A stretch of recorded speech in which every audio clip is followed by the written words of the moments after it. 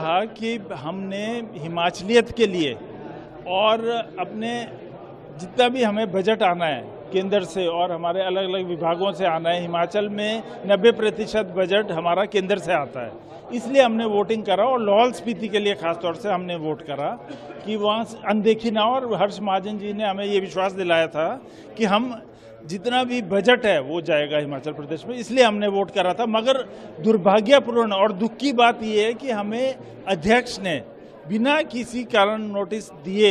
एकदम निष्कासित किया, जबकि हजारों लाखों लोगों के अरमान जुड़े हुए थे। उन्होंने हमें चुना था 5 साल के लिए, हमें निष्कासित किया गया और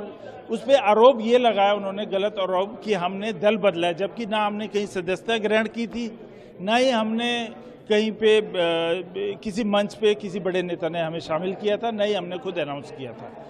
और दूसरा आरोप ये लगाया कि हम दोनों दिन वहाँ पर नहीं थे विधानसभा में, जबकि हम दोनों दिन हमारे हस्ताक्षर है और हमारे वहाँ पे हाजिरी लगी हुई है। और तीसरी बात यह है कि जब हम दिल्ली आए सर्वोच्च न्यायालय में, हमारी जनता और हमारे लिए एक निष्पक्ष सर्वोच्च न्यायालय एक फैसला दे कि हमें गलत तरीके से करा गया है निष्कासित, तो हर्ष महाजन जी ने बेशक हमें मदद किया था उसमें वकील करने का, मगर उस तरफ से सिंघवी जी जिन्होंने कि वाटर सेस हिमाचल प्रदेश के सरकार के खिलाफ केस लड़ा था और हमारे धार्मिक आस्थाओं के खिलाफ केस लड़ा था उन्होंने राम मंदिर जी का, वो वहाँ पर 21 वकील लेकर, साथ में उन्होंने हमारा कपिल सिब्बल जी थे,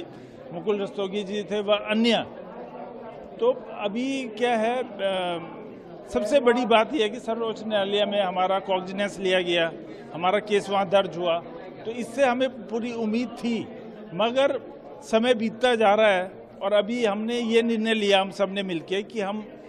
सामूहिक सभी विधायक अपना दिल पर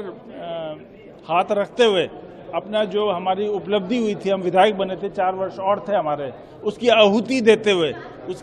देते हुए हम एक इस्तीफा दें और भारतीय जनता पार्टी में शामिल हों और देश की तरक्की व प्रदेश की तरक्की और अपने इलाके की तरक्की के लिए कार्य करें।